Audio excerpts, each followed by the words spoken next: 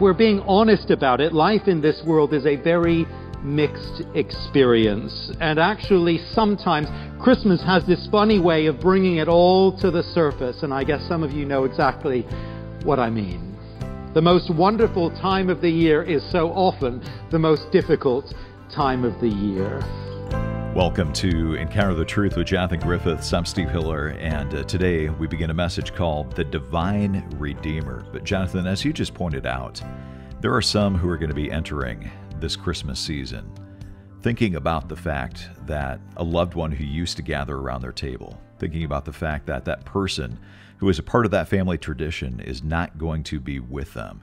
And this can be a very difficult time for some as we celebrate the coming of Christ. Sometimes the memories and the difficult things that come along with that can make it a tough season. How does the gospel help us as we enter into what might be a difficult season of the year? Oh, it is so often a very difficult time of the year for so many people. And it's because of that, actually, in some ways, that we wanted to spend a little bit of time in the book of Job in the Christmas season. That might seem a strange choice. If you know anything about the story of Job, he was one who suffered to an extraordinary degree, someone who was called to trust God in the midst of suffering. But one of the wonderful moments in Job is a moment when he declares his belief that the Lord himself will come and stand upon the earth as his Redeemer, and that there's hope in the midst of this very, very broken world. And it's that particular expression of hope that I want to think about in today's message. As Job looks to the promises of God and the hope really of the gospel, it's a gospel promise that his Redeemer would come even into this very broken and very messy, very pain-filled world.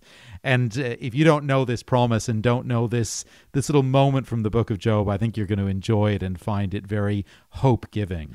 Well, we're going to go, as you just heard, to the book of Job. Probably not the first book of the Bible you'd think of when you think of a Christmas message, but that's where we're headed, chapter 19, looking at verses 25 and 26. So meet us there as we begin the message. Here is Jonathan. Well, it's the most wonderful time of year, they say, with kids jingle-belling and everyone telling you be of good cheer. There'll be parties for hosting, marshmallows for toasting, and caroling out in the snow. It's the most wonderful time of the year. Well, it's the most wonderful time of the year, except, of course, when it's not. Christmas is the time of year when we expect joy and happiness, closeness and rejoicing, fun and friendship, and sometimes, wonderfully, that's just what we get. But so often at Christmas, the pressure to mask all the heartaches of life with that kind of veneer of jolliness, well, that can be a very great challenge. We all know the hard reality that life in this world can be a very mixed experience at times. Yes, there is rich joy and breathtaking beauty, glad celebration and true happiness. So much to be experienced in this life that is so very, very good. But at the very same time, loss and sorrow are never very far removed from us. Sadness and pain, regret and grief, all those are close enough at hand at any given time. And we live this life always under the shadow of death, knowing that good things in this life, good things on this earth must always necessarily come to an end. My old high school sends out a magazine from time to time giving updates on things that are going on at the school and sharing news of what alumni are up to. I got my most recent copy just this week, and I was flicking through, reading with interest news of folk from my year group. Lots of exciting things happening, people getting married, people having children, people moving on in their careers, and then the news that I hadn't yet heard. One of my classmates from my year group struck down by cancer in his mid-30s, leaving a young wife and a devastated family. I just read of that, and in a very short space of time looked on the news to read of parents of another classmate from my year group found dead in their home in Toronto under unexplained circumstances on Friday. You may have seen the headlines in the news. A dreadful tragedy. If we're being honest about it, life in this world is a very mixed experience. And actually, sometimes Christmas has this funny way of bringing it all to the surface, and I guess some of you know exactly what I mean. The most wonderful time of the year is so often the most difficult time of the year. That's a bit of a kind of down note on which to begin this morning, but I think it's just reality. And I mention that reality now because this morning we dive together into the heart of a book of the Bible that grapples very deeply with the agonies of life in a broken and a pain-filled world. Many will be familiar with the heart-wrenching story of Job. We know very little of Job's background and history. This particular book of the Bible is in many ways a bit of a mystery to us. It's not linked to the wider history of Israel. It takes place in a land which no one quite knows where to locate. There's no date given, no genealogy, no other history. But we're simply introduced to this man, Job, and we're told at the start of the book, in chapter 1 and verse 1, that this man was blameless and upright. He feared God, and he shunned evil. So here is a good man, but more than that, here is also a great man in his time. Verse 2 of chapter 1, he had 7 sons and 3 daughters, and he owned 7,000 sheep, 3,000 camels, 500 yoke of oxen, and 500 donkeys, and had a large number of servants. He was the greatest man of all the peoples of the East. That is Job, a God-fearer, a good man, even a great man. But even from the very start of the book, storm clouds are beginning to gather over Job's good, happy, and prosperous life. Satan wants to attack him and to test his loyalty to the Lord. And perhaps to our great surprise, the Lord actually allows Satan to do that very thing. And what follows is the sudden loss of family and fortune, the onset of intense personal, physical suffering. And then chapter after chapter after chapter of agony as friends come to counsel Job, laying the blame for his difficulties at his own door, saying that this judgment has befallen him because of unconfessed sin in his life. As we encounter Job in chapter 19, he's just had to endure yet another round of unhelpful accusation from his friends, this time from Bildad the Shuhite, who has chastised Job once again for his claims of innocence. Just listen to Job's agony, and let me read from verse 1 of Job chapter 19. Do follow with me. Then Job replied to his friend, verse 1, "How long will you torment me and crush me with words? 10 times now you've reproached me. Shamelessly you attack me. If it is true that I've gone astray, my error remains my concern alone. If indeed you would exalt yourselves above me and use my humiliation against me, then know that God has wronged me and drawn his net around me. Though I cry, I've been wronged, I get no response. Though I call for help, there is no justice. He has blocked my way, so I cannot pass. He has shrouded my paths in darkness. He has stripped me of my honor and removed the crown from my head. He tears me down on every side till I am gone. He uproots my hope like a tree. His anger burns against me. He counts me among his enemies. His troops advance in force. They build a siege against me and encamp around my tent." Down to verse 21. "Have pity on me, my friends, have pity, for the hand of God has struck me. Why do you pursue me as God does? Will you never get enough of my flesh?" Here is a man in agony. A good man, not a sinlessly perfect man, of course, but a man of integrity, a God-fearing man who has not turned his back on the Lord or fallen into gross sin, but who now has suffered total devastation on every front and who feels entirely abandoned by God. Here is a man longing for justice, for vindication, and who feels very little hope of ever seeing it. Here is a man experiencing the full force of the world's brokenness, misery, and pain. One of the most remarkable features of the book of Job is the extent to which the agony of Job continues without much respite, chapter after chapter after chapter. The accusations of Job's friends, well, they just keep coming again and again and again, while Job's pleas of innocence and his cries for vindication and indeed for mercy, they keep coming as well. So far, it's been 19 pretty bleak chapters in the book of Job. But suddenly, toward the end of chapter 19, there comes a break in the cloud, and a wonderful shaft of sunlight breaks through. The verses we're going to focus on together now, verses 25 to 27 especially, they're some of the most famous verses in the book of Job, and they contain some of the most wonderful gospel hope to be found anywhere in these chapters. And what I'd like to do this morning is to look together at these verses from three different perspectives and three different vantage points. First of all, I'd like to look at these verses together from the perspective of Job, to see them through Job's eyes as he saw this hope. And then I'd like to look at them as they apply to Christ and find their fulfillment in Him. And then I'd like finally to look at them from our own vantage point and to see how they give us hope today. Job, Christ, and us. That's where we're going this morning. But let me read on now from verse 23, and if you'd follow with me. Job says, "Oh, that my words were recorded, that they were written on a scroll, that they were inscribed with an iron tool on lead, or engraved in rock forever.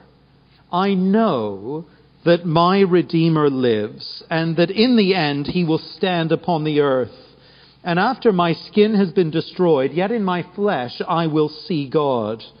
I myself will see him with my own eyes, I and not another, how my heart yearns within me."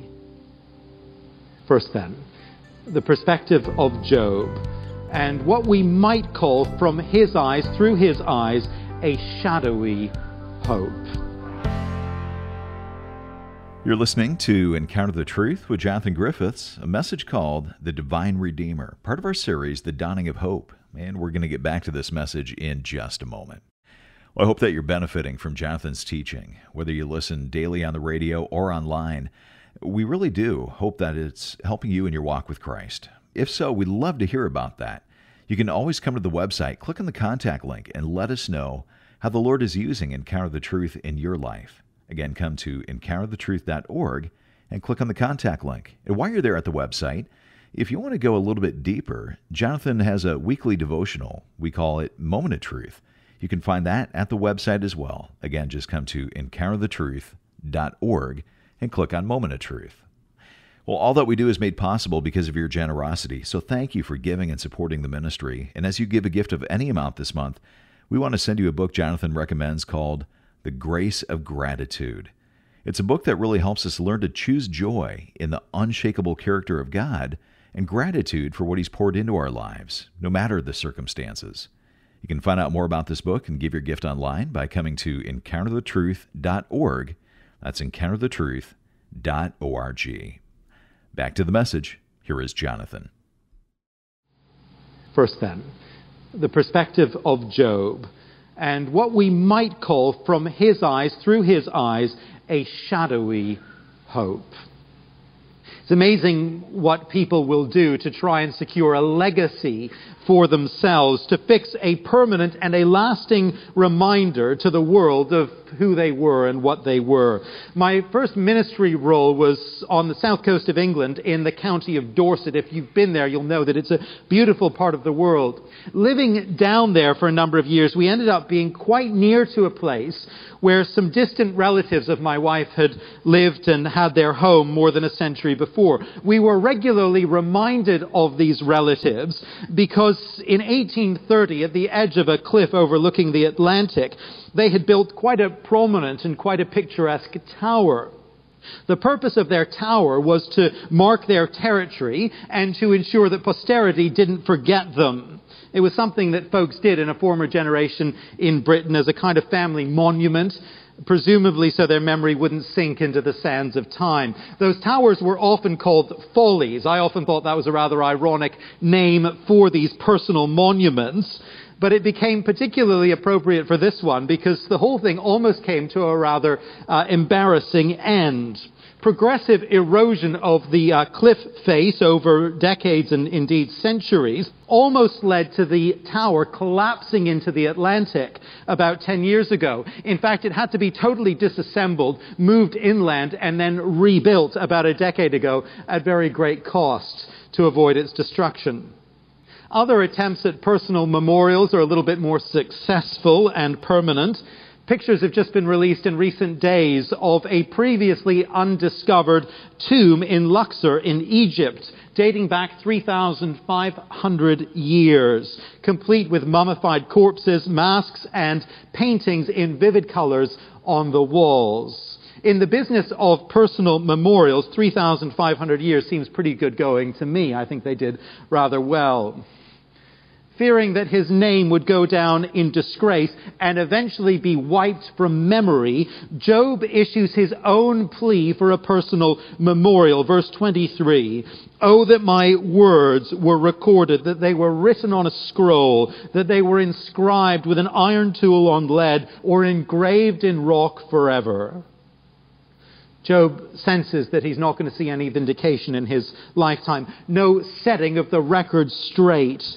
But he doesn't want to die with a blackened name, only to be remembered as the once great and the once good man who was ultimately struck down for some unknown sin. No, he wants at very least to be able to leave a written record of his claim to innocence, something subsequent generations can look to and see and remember him by. And of course, in the Lord's wonderful grace, we actually do have that right here in our hands in the book of Job. I guess Job's written record may be even older than 3,500 years. And how many millions of copies of it have been made and now exist all over the world?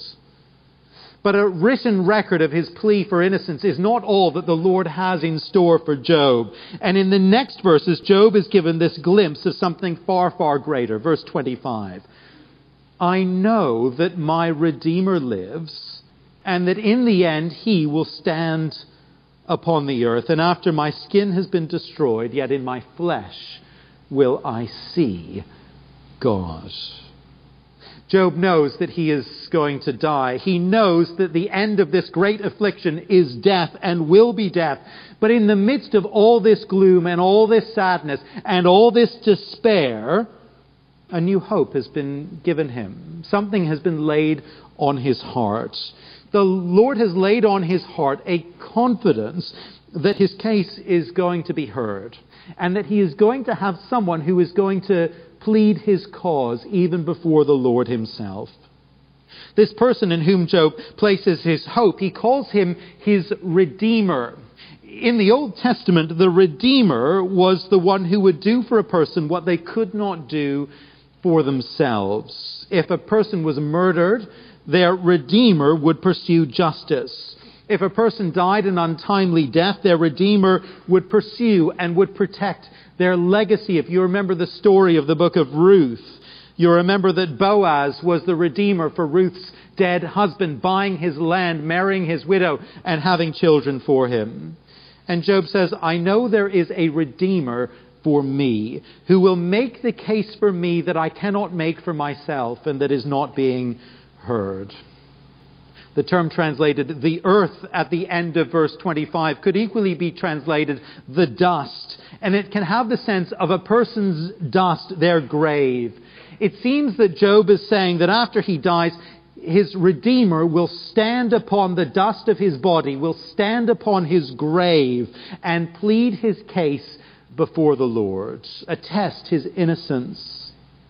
Job has been longing for this audience before the Lord to listen to him, for the Lord to respond to him. That was his cry back in verse 7, if you notice there. He says, "Though I cry, I've been wronged. I get no response. Though I call for help, there's no justice. He has blocked my way so I cannot pass. He has shrouded my paths in darkness."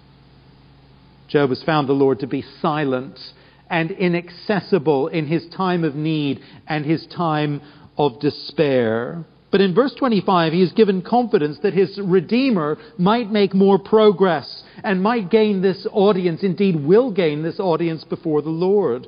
And in verse 26, his hope takes on an added element of wonder.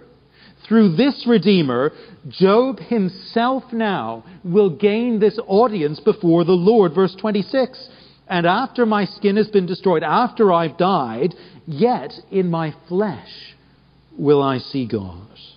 I myself will see him with my own eyes, I and not another, how my heart yearns within me. It's a shadowy hope. Job is speaking now more than he knows. Clearly the Lord has laid on his heart this hope and given him this confidence, but the details are few at the minute. If we ask Job how all this could be, how it could possibly happen, I'm not sure he would have a clear answer for us. But his hope fills him with wonder, even in the midst of despair. How my heart yearns within me, he cries out.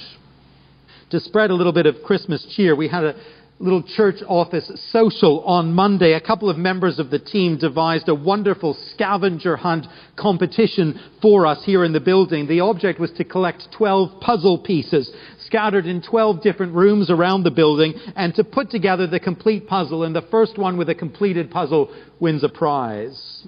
To find these puzzle pieces, we were sent 12 pictures, each depicting a feature of a room in the building where a piece was hidden. So we had a picture of some line markings on a wooden floor, and we realized that that was the gym, and so we knew that there was a puzzle piece hidden in the gym. Then we had a picture of one of the logs in the fireplace in the fireside room, so we knew that there was a puzzle piece in the fireside room, and on it went for 12 rooms. It was actually very, very challenging. Clearly, no one was able to get very much work done on Monday. If you'd come to the church office during the day, you would have just observed this undignified scrum as the pastors scampered around the building, trying desperately to win. It's interesting to see how competitive people are. I mentioned to one of the team that I was planning on telling you all about our little game, and she asked me if I was also going to tell you about all the cheating that went on among the staff. I wasn't sure it would be appropriate to do so. It was lots of fun, but it was also very frustrating. We had tidbits of clues, but for the longest time we couldn't put together the whole picture. Tantalizing, but deeply frustrating at the same time. Here in verses 25 and 26 and 27, Job has some tantalizing clues to the greatest hope in all the world. The Lord has revealed it to him in outline, but not yet in detail. At this point, it's a shadowy hope for him. He doesn't have the whole picture. He doesn't know fully yet who this Redeemer will be, and he cannot know how he, Job, will see the Lord beyond the grave. Some of our greatest gospel hopes, like the hope of the resurrection of the body, they haven't been spelled out fully yet at this point in the Old Testament. God is giving prophetic clues of what he will yet do and what he will yet reveal, but he hasn't given all the details yet. Jonathan Griffiths here on Encounter the Truth, a message called The Divine Redeemer. Unfortunately, we do have to pause right here, but we'll continue this message next time. If you ever miss a broadcast, come and listen online. Our website is encounterthetruth.org. Well, Encounter the Truth is a listener-supported broadcast. We stay on this station because of your generosity. But as you give a gift of any amount this month, we want to say thank you by sending you a book called The Grace of Gratitude. Jonathan, who do you say that this book is written for? Well, I hope it's a book that will be of help to all of us. I think it was written particularly with a heart for and a concern for those who are going through times of difficulty and trial and who are struggling to feel that sense of gratitude to the Lord. The design of the book is to turn groaning and grumbling into gratitude and gladness. And it does that through a study of Psalm 66, learning from the psalmist how to express gratitude to the Lord, even in times of difficulty. So I expect there will be people in your life who have that need. Maybe you yourself have that need. And we trust that this brief book, it's a simple book, might be a real help and an encouragement to you. Well, we'd love to send you a copy just as our way of saying thank you for your financial support this month.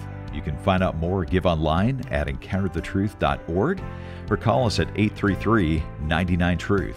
Again, that phone number is 833-998-7884, and the website encounterthetruth.org. Well, thanks for listening today, and I hope you'll join us next time.